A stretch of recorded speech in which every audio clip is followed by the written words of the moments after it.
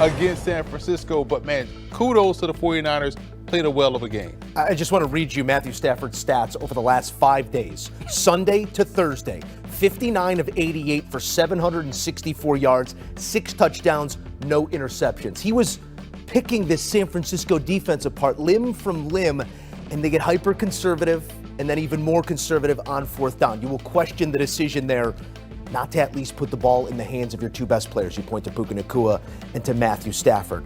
Mac Jones balled out in this one. Yeah, he did. He showed us something. He's got a knee issue right now in relief of Brock Purdy. He finishes 33 of 49 for 342 and 2 touchdowns. We don't have to go big picture. Does Mac deserve a shot somewhere? Is here somewhere?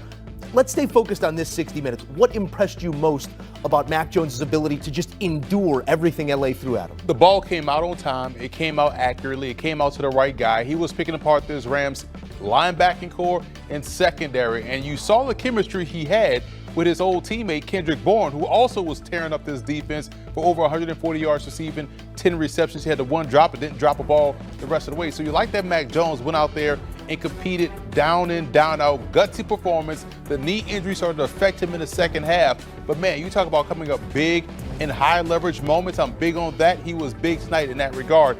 Kudos to Mac Jones. This is what you want to see from your starter in waiting. I hate saying backup, but starter in waiting came into the ball game and carried this team through the game, got them the upset against a division rival.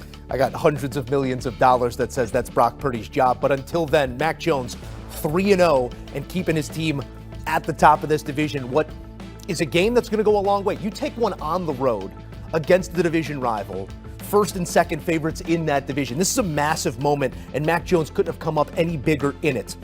I want to focus on that knee because he was hobbled. He was stationary in that pocket, and this is a pass rush that created the second most sacks through 4 weeks in the NFL with 14. They get 1 sack in this game, and it comes in the overtime drive. What did you see in the battle in the box tonight? How was San Francisco able to keep Mac Jones upright against this vaunted pass rush? The best way to calm down the pressure of a pass rush of a front four is to run right at them, and we saw them do that in the first half. They ran downhill at this Rams defensive front, and that helped get them the lead. They were displacing these guys off the point of attack. They were moving guys off the spot. You saw linemen on backers, which is always what you want to see if you're a running back. So they did a great job running the football, reestablishing the line of scrimmage, setting the tempo and pace and dictating the pace of the game.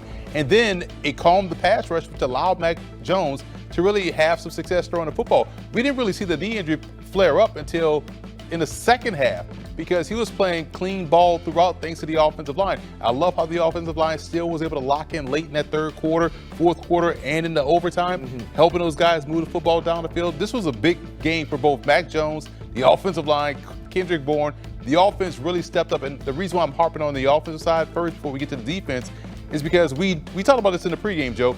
We knew this is a game of like cousins. You know what this guy is going to do. You know their offense. You know their personnel. You know what they tend to do in certain situations. This is a bang-up job by San Francisco, finding ways to supersede that and coming out on top, winning this ball game in an impressive physical fashion. This wasn't a finesse game for San Francisco. It was a physical one. What I did not know is that LA would leave the door open time and again in this game. They're not going to enjoy the film study on this one. You've got a blocked PAT tied 20-20. You got a missed field goal. You have a fumble early in game. You have a fumble late in game at the 1 yard line to go ahead in what would have been likely a game-winning touchdown. You have a drop by Kyron Williams. Passes all over the place, and you ran 19 fewer plays than your opponent in this game. They're not going to love the film study. Let's close on a thought here, because it all starts with a game plan, and Kyle Shanahan always puts one together. But we sat here on the pregame show and said, what does a game plan matter with this type of personnel? How does Kyle Shanahan always close that distance between him and the opponent, no matter the situation? Empower the guys that you entrust with them going out there on the field and doing the job.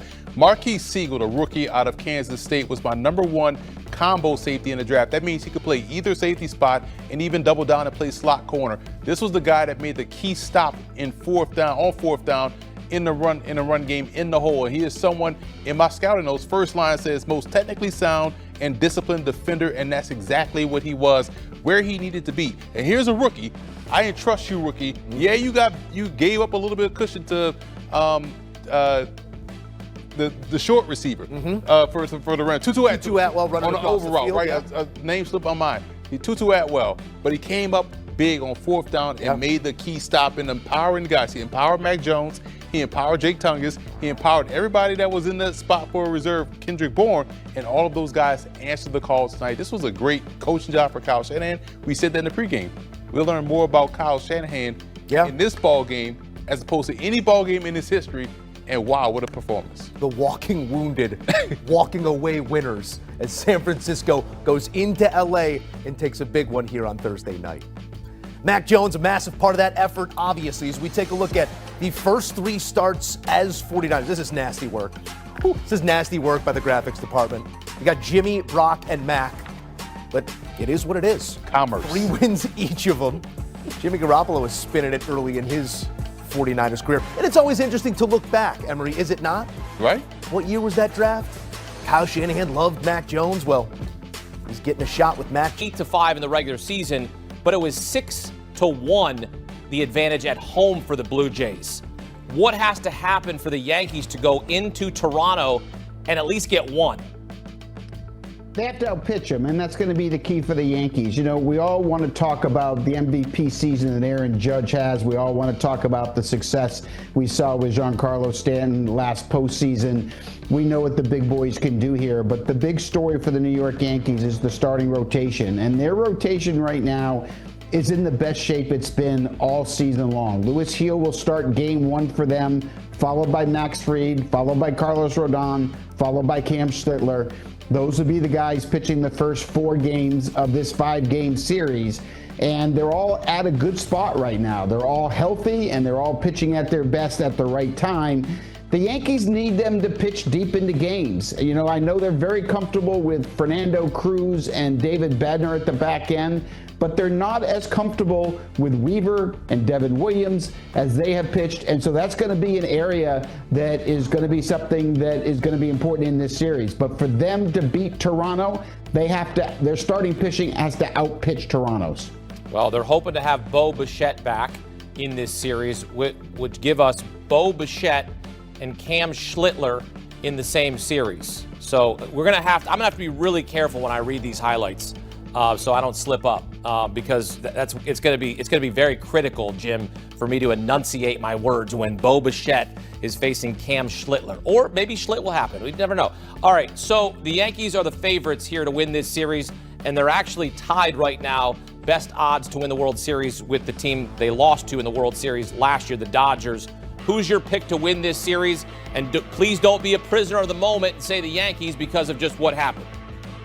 Yeah, so look, I've got the Yankees winning this. I did before the postseason started. I had them playing the Blue Jays and winning the series. I think it would be a good series. The one thing I really do like about the Blue Jays is they have the best defense in the American League. You don't get 27 outs with Toronto. Toronto has the best outfield defense in the league. And outside of shortstop, they have a plus